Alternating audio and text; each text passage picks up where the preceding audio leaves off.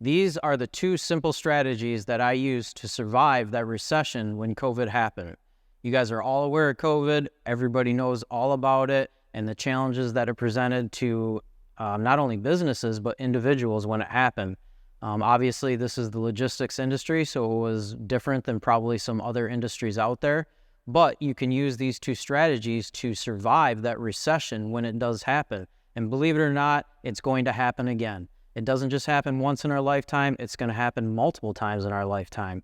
Markets rise and they fall. And we've had a pretty good run over the last couple of years, and now we're starting to see companies scale back, and we're having challenges with pricing and profitability and even retention with your employees and your sales staff. And so that's what we're going to discuss today in this video.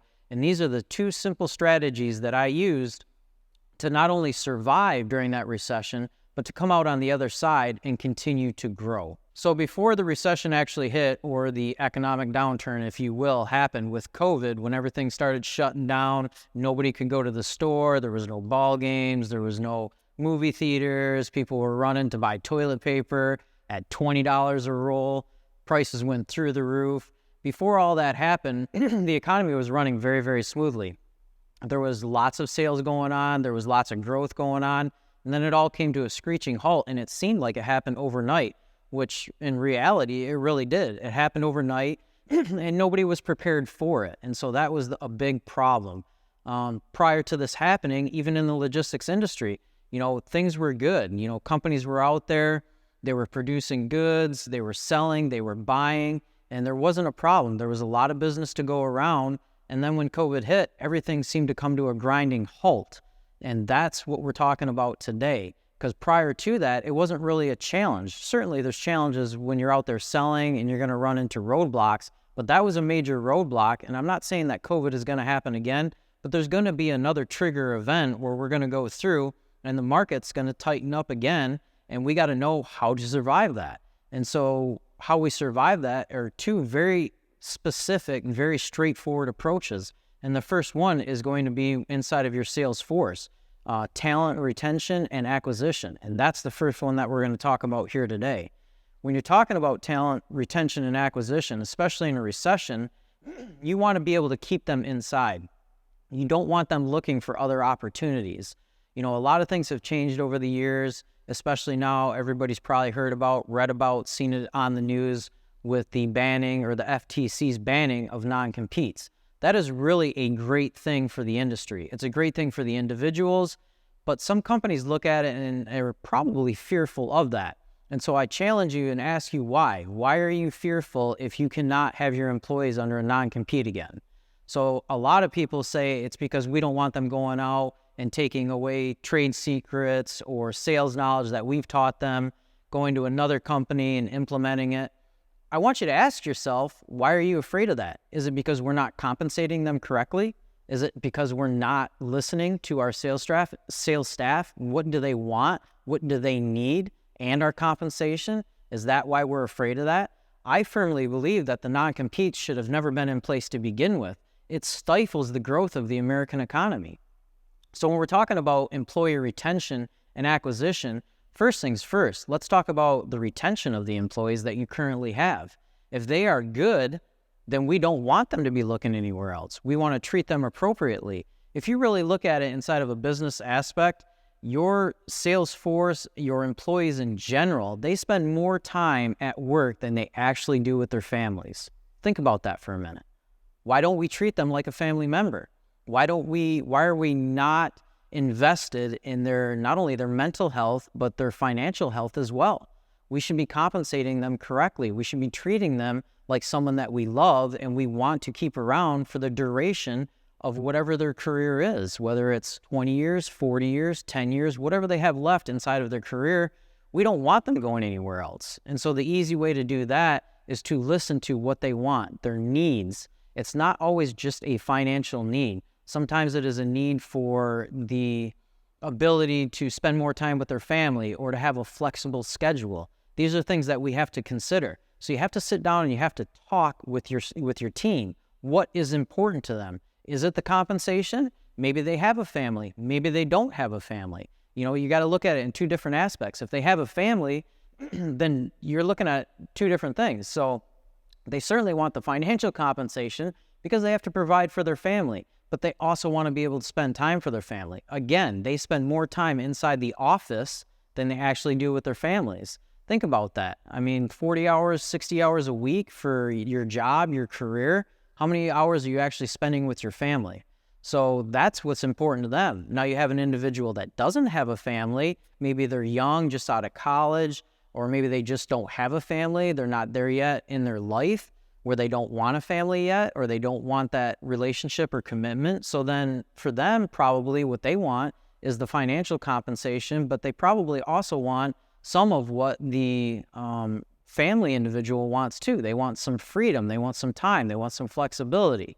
So that's one thing that I really focused on when COVID hit. I mean, obviously when COVID hit, everybody got sent home. There was no working in the office. If you had COVID, you were out for what I think it was 2 weeks or a week at a minimum after you actually tested positive.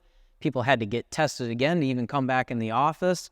So people got used to being at home and being around their family and working from home and still being very productive. And this is okay. I mean, if we really think about it from a business aspect, I think it's a great thing for the American economy too now. We can offer them that, and in some cases, you can't offer them that. You know, if you're talking about manufacturing and stuff like that, certainly you need them inside of the plant doing that work. But if they have a position where most of it is spent on the phone or on the computer and they're able to work from home, that's great, because that gives the company the ability to downsize their brick and mortar. I mean, when you're looking at either owning a space for your company or even renting it, especially if you're renting it, you know, you're looking at a multi-year contract to rent that facility. If you're buying it, you're locked into a, 10, 20, 30-year mortgage. It's extra expenses for the company that you're putting out. So if you can downsize that and put that money back into the company, that's really great. So the first thing I did, again, getting back to that, when COVID hit and everybody was sent home, I said to myself, if they can do the job from home and they can do it effectively and they can get the job done, do I really need them in the office? Probably not. Now, this takes certainly a individual that is self-motivated and understands that, they can't do 1 hour of work and expect to be productive. So you have to watch it. It's a give and take. But this is the first thing that I did, even when COVID was done. So identifying somebody that's going to be really productive at home, that is a challenge. I get it. I understand it, and I'm sure you understand it too, because it's nerve-wracking for you. Okay, I give them the leeway. I allow them to work from home, but how do I know they're actually getting their work done? It's real easy to measure that if they're getting it done. I mean, it's in the numbers, right? So if their numbers are slipping, we know we have a problem. If their numbers are still the same or going up, we know we have a self-starter. So when I was hiring, I always looked for key attributes, people that had been a part of something, a team, people that had maybe played sports or something of that nature, or had some outside sales experience. These are people that are really go-getters. They go out there, they do their thing, they understand that their paycheck is driven by the amount that they put in, the amount of time and work that they put in. And this is really good for you to look at when you're looking at seeing who is going to be successful at home. But again, you can judge them really, really quickly and see if they are a productive individual by simply looking at their numbers. It doesn't take 6 months to say, hey, this individual is capable of it or this individual is not capable of it. Are they available to you on Teams or whatever other form of internal communication you use? If you type and you don't get an answer back for 45 minutes, chances are they're not at their computer. So then we have to look at, is it lunchtime? Is there something going on? And if you get that continually, then you probably know that they're not taking the job or the position seriously while at home. Then we have to have a conversation. What are some KPIs that you gotta keep in mind? You said somebody. What are some? Okay. Talk about from the sales position and then non-sales position that don't have like that.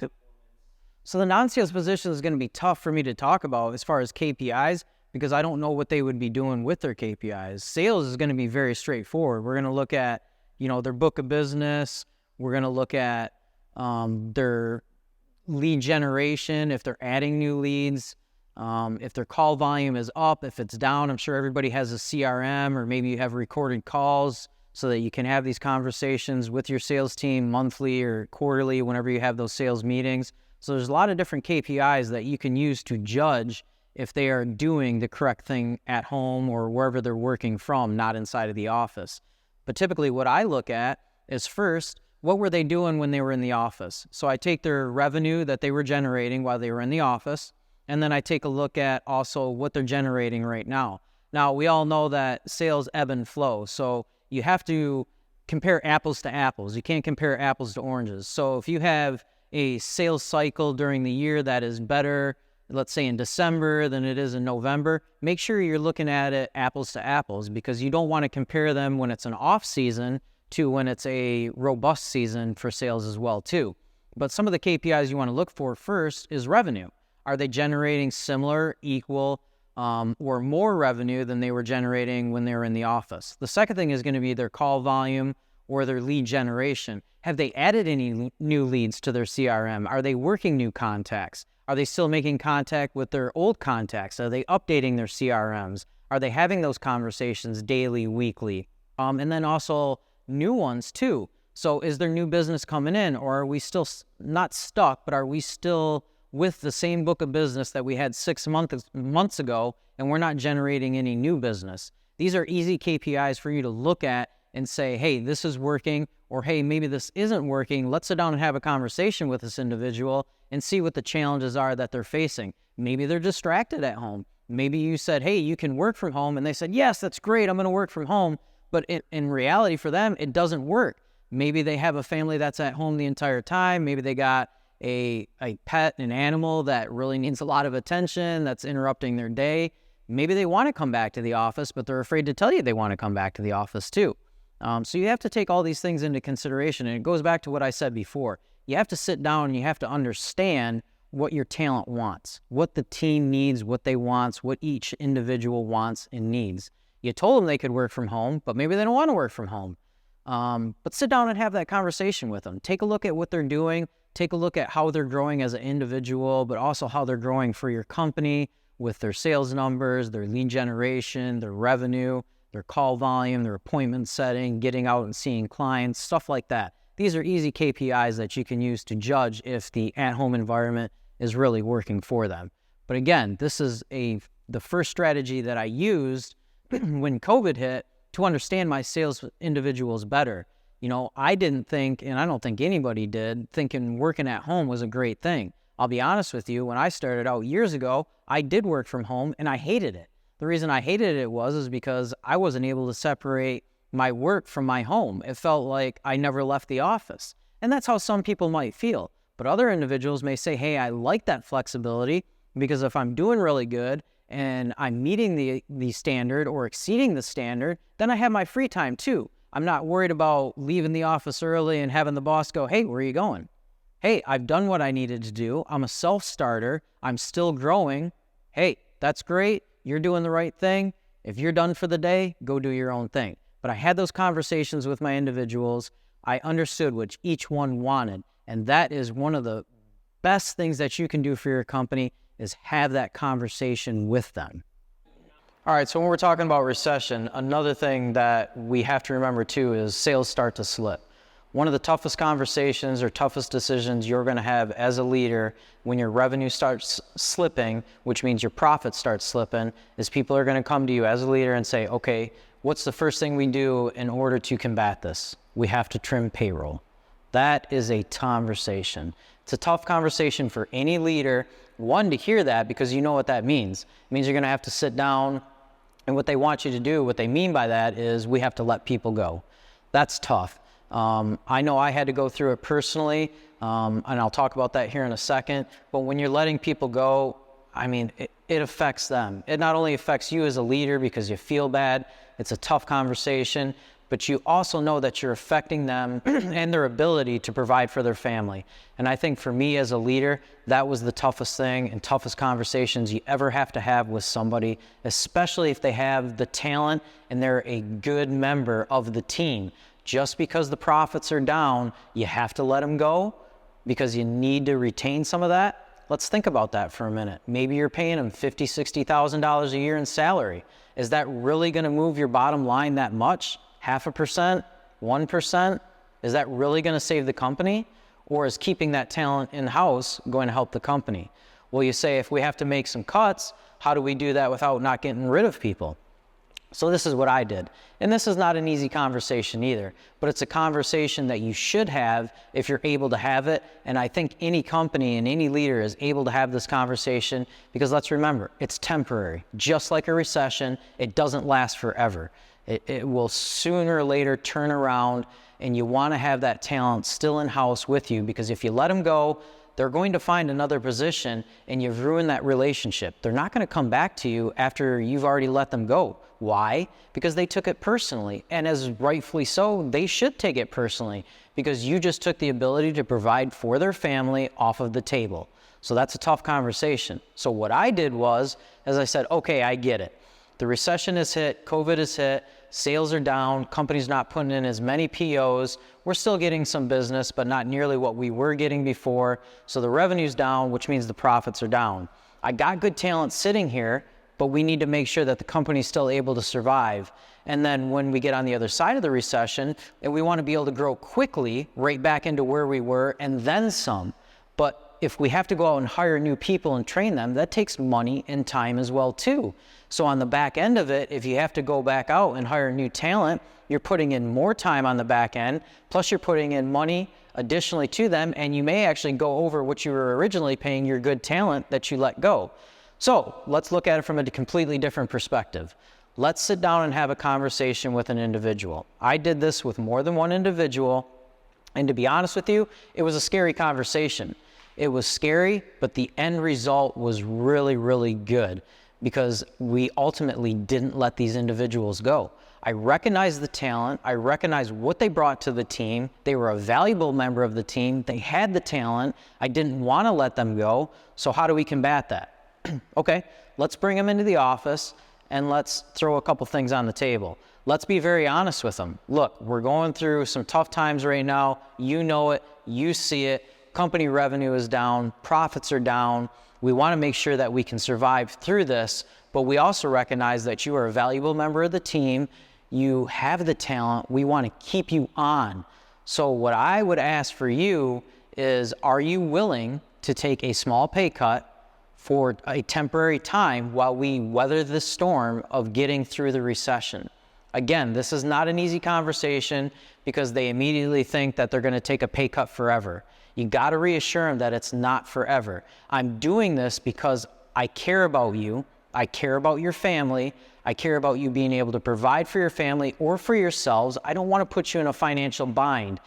Just like the company, I understand that times are going to be tight, but we're going to get on the other side of this. And when we do, we will go back to business as usual, and I will take you right back to where you were before. And I know that we will continue to grow after that, and you will continue to climb that ladder and make more and more money. What I'm asking from you right now is a temporary fix to both of our problems. One, I don't have to let you go.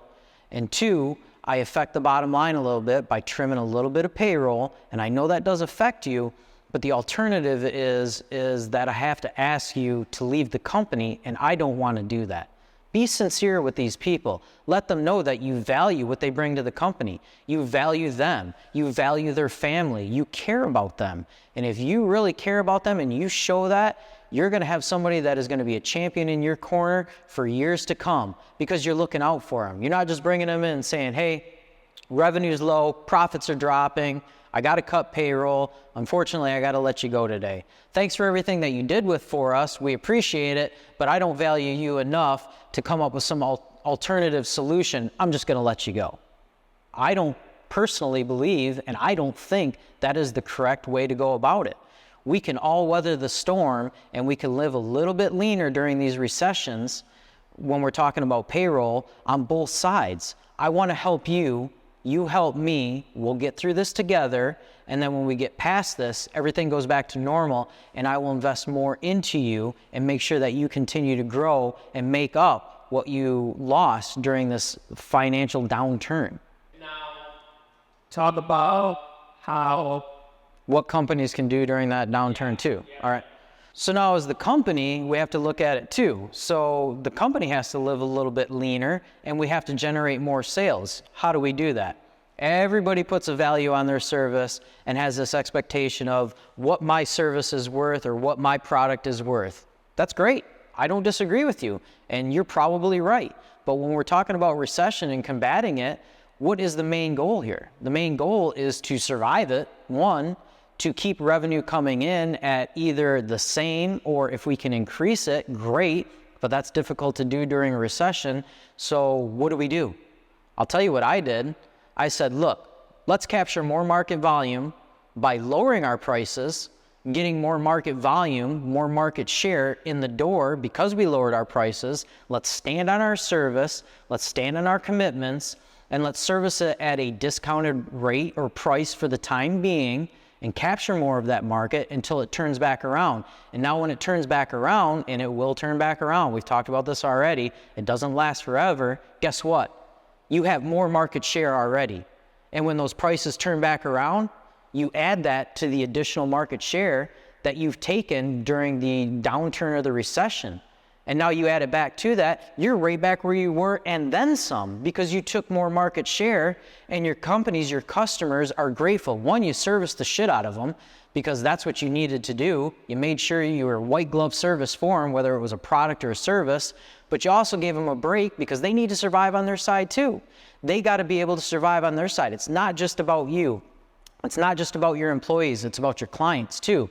So it affects everybody. But if you can make it work with the employees and what we just talked about as far as being flexible with wages and stuff like that, let's talk about how we can do it from a business side too. Don't just say the price is the price. The price isn't just the price. Are we going to weather this downturn? Are we going to stand on the price and continue to lose market share or continue to lose clients to our competitors that are doing what we're talking about right now? Because somebody's going to do it. If it's not you, it's going to be somebody else. Nobody's going to keep their prices the same. There's going to be somebody out there that's thinking the exact same thing. Okay, let's get some more sales coming in the door at a discounted rate and let's capture more volume. You know, you don't raise prices. We've seen this happen, and you guys have probably seen this on the news because I've seen it on the news probably 100 times in the last month. Fast food industries are doing the same thing. They're raising their prices. And now what they're seeing is they're losing their customers. Why are we losing our customers? Because we raised our prices. We lost our target market. Those people that are on a fixed budget or fixed income that relied on your pricing model as a fast food industry, you lost them because you raised your prices and now it's out of their price range because of this recession. So guess what these companies are doing now? They're reverting back. Now they're running deals. Now they're slashing prices again. It didn't work, and it won't work for you as a company either. You can't maintain the status quo during a recession. You have to get competitive with it. You have to be aggressive. You have to find interesting ways to keep your clients on board with you. Service, cutting the price, and then you capture more market share during that time. And when the recession is done, or the economic downturn is done, or the price crunching is done, you have more market share. You've already added that to you. You got more volume, and now you're adding the revenue back into it. And now you're in a better place than you were pre-recession. For an example, so what we did was when that happened, we noticed that prices were through the roof. You know, I mean, prices were up on commodities, prices were up on transportation. I'm sure if you're listening to this and you're in the transportation industry, everybody knows 21, 22, prices were through the roof. I mean, the cost of transportation was a huge financial burden to not only yourself, but to your clients that were buying too, because it cut into their profit. And so everybody was talking to everybody. They were getting multiple quotes. They were talking to multiple different vendors to try to get some competitive pricing. I noticed that right away and said, this is easy for us. It's an easy fix. Let's slash our prices and, we'll cut our margins down so we can live comfortably and still pay the bills and still make some profit, but we cut our prices so that we can not only keep our clients on, but we can get more volume from them, more orders from them because we slashed our prices. But now, because everybody's checking out the industry and talking to more individuals, we're attracting more customers or more clients to us because our prices are more competitive than the people they're currently working with or anybody else that they've talked to. So they're coming to us and saying, okay, I like that pricing. So now that you got them fixated on the pricing, the next best thing you do after you got them on pricing, you service them. And when I say service them, I mean service the shit out of them. You're over communicating, you're under promising, and you're over delivering. That is the best thing that you can do when you bring on a new client, whether it's because of your competitive pricing or just because you brought on a new client because they liked your product or your service. You gotta over service them and you gotta over communicate with them. People expect that. And if you give it to them, you will continue to gain that market share, not only because you slashed your prices, but because your service is impeccable, your communication is impeccable. And then when the rates turn back around and they go back up, they don't really want to move away from you because they don't have a reason to. Yeah, the prices are higher, but I can rely on this company, I can rely on this individual to do exactly what they said they were going to do, follow through, and give me what I need. If you create more problems and more work for your clients, you lose them. If you give them back their time and it's a seamless, hands-off approach for them, you're going to get more, 100%. I know I would give you more. I think any company, any individual in that position would give you more. If you're making my life easier, if I'm dealing with 500 transactions a day that I got to manage and you're taking 200 of them and I don't have to worry about you at all because you're giving me timely updates, you're on time, you're over servicing me, you're over communicating with me, you're handling the problems with solutions that you're just telling me about. Hey, I got a problem, but I also got a solution. Here it is. I'm coming to you. I don't want to have to chase you down and track the 200 loads that I gave you or 200 sales orders that I gave you. I could do that myself with 200 other different companies. So be that solution for them. And that's exactly what we did. We became that solution for them, not only in price, but in service and in communication.